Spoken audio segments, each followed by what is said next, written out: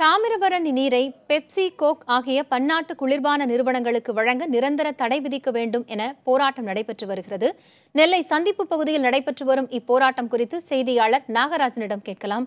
Nagarajan, Pepsi, Coke நிறுவனங்களுக்கு எதிராக போராட்டத்தை யார் முன்னெடுத்திருக்கிறார்கள்? போராட்டத்தில் ஈடுபட்டிருக்கிறவர்கள் முன்வைக்கும் கோரிக்கைகள் என்னென்ன?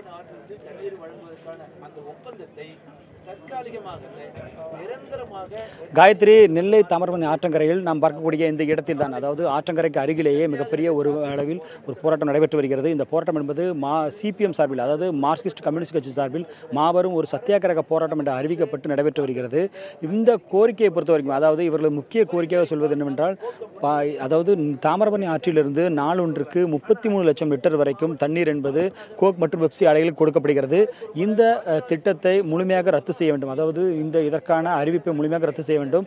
தற்பொழுது தற்காலிகமாக மாவட்ட நிர்வாகம் சார்பில் அந்த அறிக்கை என்பது வழங்கப்பட்டு, அதாவது ஏப்ரல் 30 வரைக்கும் தண்ணீர் வழங்கப்படாது என்று சொல்லப்படுகிறது. இருப்பினும் முழுமையாக அந்த திட்டத்தை ரத்து செய்ய வேண்டும் என்று மாநில அரசு கோரிக்கை விடுத்துள்ளனர். இந்த கோரிக்கை சம்பந்தமாக மாவட்ட நிர்வாகம் தரப்பிலோ மாநில அரசு தரப்பிலிருந்து ஒருவர் பேச்சுவார்த்தை நடத்த வேண்டும். அப்படி நடத்தி உறுதிமொழி கொடுக்க வேண்டும். அதாவது கோக் பெப்சி ஆலைகளுக்கு நிரந்தர தடை என்ற உறுதிமொழி கொடுத்தால் மட்டுமே நாங்கள் இந்த போராட்டத்தை கைவிடுவோம் என்று கூறி காலை 10 மணிக்கு தொடங்கிய போராட்டம் தற்பொழுதும் நீடித்து வருகிறது. இந்த நிலையில் நாளையும் இந்த போராட்டம் தொடரும் என்று தெரிவித்திருக்கிறார்கள். ஏராளமானோர், அதாவது நெல்லை, தூத்துக்குடி, விருதுநகர் என 3 மாவட்டங்களிலிருந்து ஏராளமான தொண்டர்கள் வந்திருக்கிறார்கள். அவர்கள் இந்த போராட்டத்தை முன்னெடுத்து செல்வார்கள் என்றும், இந்த போராட்டம் என்பது இன்று காலை தொடங்கியது, தற்பொழுது மாலை மட்டுமில்லாது நாளையும் இந்த போராட்டம் தொடரும், நாளை மறுநாளும் தொடரும். எங்களுக்கு சரியான பேச்சுவார்த்தையின்படி ஒரு முடிவு பெறாத வரையில், அதாவது கோக் பெப்சி ஆலைகளுக்கு நிரந்தரமான தடையை தீர்க்க முடியாத வரையிலும் இந்த பிரச்சனை என்பது தொடர்ச்சியாக நடைபெறும் என்று தெரிவிக்கிறார்கள். இதற்காக மார்க்சிஸ்ட் கம்யூனிஸ்ட் கட்சியின் பொதுக்குழு உறுப்பினர் பிருந்தா காரத் அவர்கள் வந்திருந்தார்கள். அவர் காலையிலிருந்து தற்பொழுது வரைக்கும் இந்த போராட்டத்தில் பங்கேற்று தற்பொழுதுதான் இங்கிருந்து போராட்டத்திலிருந்து அவர் கிளம்பி செல்கிறார். ஆனால் மாநில செயலாளர் ஜி ராமகிருஷ்ணன் அவர்கள் தலைமையில் இந்த போராட்டம் என்பது தொடரும், அதுவும் நாளையும் தொடரும் என்று தற்பொழுதுதான் அவர் அறிவித்தார். அது இங்கே இருக்கக்கூடிய 3 மாவட்ட உறுப்பினர்களை கொண்டு ஒரு ஆலோசனை கூட்டம் நடத்தி அந்த முடிவை தற்பொழுது தெரிவித்திருக்கிறார். எனவே இந்த போராட்டம் என்பது நாளையும் தொடரும் என்று அறிவித்திருக்கிறார். இது குறித்து பேசுவதற்கு நம்மோடு ராமகிருஷ்ணன் இருக்கு, அவரிடம் கேட்கலாம். ஐயா, சொல்லுங்க, இந்த போராட்டம் அடுத்த கட்டமாக என்ன நடக்க போகுது? இப்போ வரைக்கும் உங்களை மாவட்ட நிர்வாக தரப்புலேருந்து யார் பேச வந்திருக்காங்களா? மாநில அரசு தரப்புலேருந்து அறிவிப்பு கொடுக்கப்பட்டிருக்காங்க.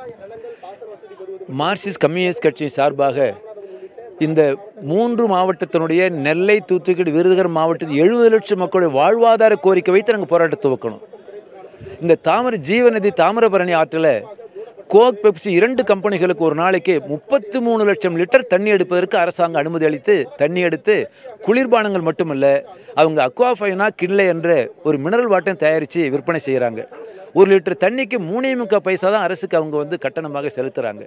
இந்த கோக், பெப்சி இந்த 2 கம்பெனிகளுக்கு தண்ணீர் வழங்குவது சரியல்ல, மக்களை பாதிக்கிறது என்று தொடுத்த வழக்கில் மாநில அரசாங்கம் அந்த கோக் கொடுத்த அந்த அறிக்கையை தான், இது உபரி தண்ணி தான் கோக் கம்பெனி கொடுக்குறோம், உபரி தண்ணியை தான் நாங்கள் பெப்சி கொடுக்குறோம் என்று சொல்லக்கூடிய வாதத்தை ஏற்றுக்கொள்ள முடியாது. இன்றைக்கு இந்த நெல்லை போராட்டம் நடக்கக்கூடிய நெல்லை மாநகரத்தில் 4 நாளைக்கு 5 நாளைக்கு ஒரு முறை தான் குடிநீர் வழங்கப்படுது. சங்கரன்கோவிலில், கோவில்பட்டியில், 3 மாவட்டத்தில் எல்லா நகரங்களுக்கும் பல பேரூராட்சிகளுக்கு, ஊராட்சிகளுக்கு 10 நாளைக்கு ஒரு முறை, 5 நாளைக்கு ஒரு முறை குடிநீர் வழங்கப்படுகிற போது உபரி நீரைத்தான் நாங்கள் பெப்சி கோக்குள் இந்த வாதத்தை ஏற்றுக்கொள்ள முடியாது. ஆகவே மக்களுடைய வாழ்வாதாரமான இந்த குடிநீரை பாதுகாக்க, தாமிரபரணியை பாதுகாக்க மாநில அரசாங்கம் உடனடியாக பெப்சி, கோக் கம்பெனிகளுக்கு அளிக்கப்பட்ட அனுமதியை தற்காலிகமாக அல்ல, நிரந்தரமாக ரத்து செய்யணும். அப்படி நிரந்தரமாக ரத்து செய்கின்ற வரையில் எங்கள் போராட்டம் தொடர வேண்டும் என்று தொடர்ந்து நாங்கள் முடிவெடுத்திருக்கிறோம். ஏற்கனவே விவசாயிகளுக்கான போராட்டமான நாளைக்கு கடையடை போராட்டம், முழு வேலைநிறுத்த போராட்டம் இருக்கிறது. இந்த வேலைநிறுத்த போராட்டத்துக்கும் நீங்கள் ஆதரவு தெரிவிச்சிருந்தீங்க.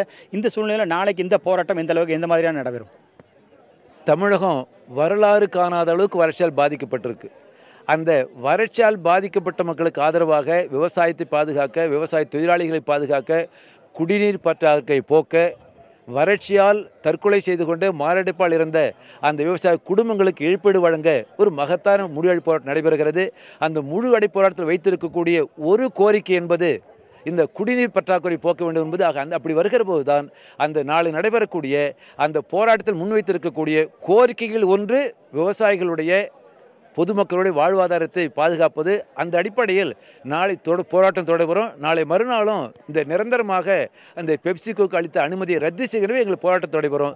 முழுவடை போராட்டம் வெற்றி பெற செய்வதற்கு தமிழ்நாடு முழுவதும் எங்கள் கட்சி தோழர்கள் மறியல் நடத்துவோம், போராட்டத்தில் கலந்துக்குவாங்க. நன்றி சார். காயத்ரி, நீங்கள் கேட்டிருப்பீங்க, இந்த போராட்டம் என்பது வாழ்வாதார பிரச்சனை, மக்களுக்கு மட்டுமல்லாது விவசாயிகளுக்கும் வாழ்வாதார பிரச்சனை. எனவே நாளைய போராட்டத்தோடு இந்த போராட்டம் என்பது எங்களது போராட்டம் இந்த பகுதியில் தொடரும் என்று இருக்கிறார்கள். முடிவு தெரியாத இந்த போராட்டம் என்பது மாநில அரசு தரப்பில், மாவட்ட நிர்வாகம் தரப்பில் எடுக்கப்படும் முடிவை கொண்டே, அதாவது அறிவிக்கப்படக்கூடிய தீர்வை கொண்டே முடிவுக்கு வரும் என்று இவர் தரப்பில் சொல்லப்படுகிறது. காயத்ரி.